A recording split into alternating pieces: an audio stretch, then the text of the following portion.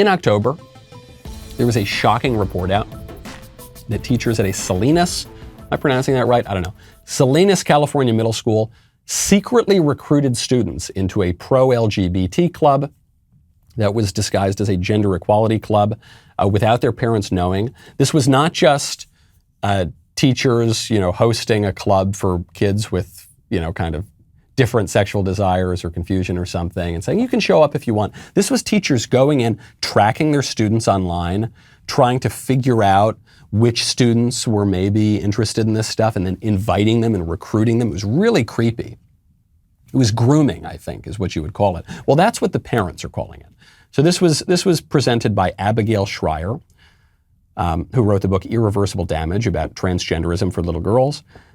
These kids were indoctrinating pupils into accepting progressive views of sex and gender, coaching students into changing their gender, telling them to hide this stuff from their parents. Now the parents are going out, they're calling this grooming. This is a good tactic. I think we need to be a little bit blunter. Let's be plain, to quote Ayanna Pressley. Let's be clear, to quote Ilhan Omar. I think we need to be a lot blunter about these things. These are creepy perverts. They should not teach our kids. And they need to be chased out of polite society, kind of like Dr. Fauci. Because we can pass laws and we can pass new policy directives and we can have executive orders, but personnel is policy, right? The people that we have executing on these things are going to determine what kind of policy we have. We can pass some resolution out of the Senate saying that Fauci can or cannot do something. But who cares? There was a ban on gain-of-function research. Dr. Fauci clearly didn't care all that much about that. There have been all sorts of, there's a law against perjury. Dr. Fauci doesn't appear to have cared very much about that. Personnel is policy. And so I think we got to be a lot blunter. We got to be a lot more willing to own the libs sometimes. And we need to throw these people out. Right now, it's looking like we're going to have a good opportunity to throw the libs out of office in 2022, some members of Congress. And who knows, maybe 2024. It depends on whether or not they change all the voting rules again.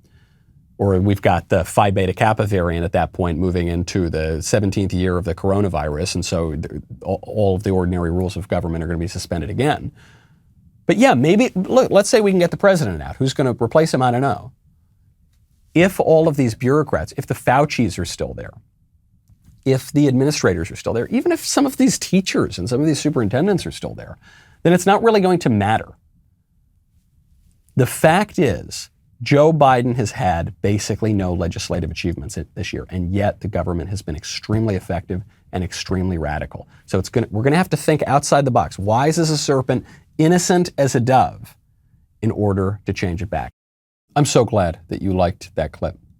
I want you to be exposed to the entire show, and you can do that when you subscribe. Ring that bell.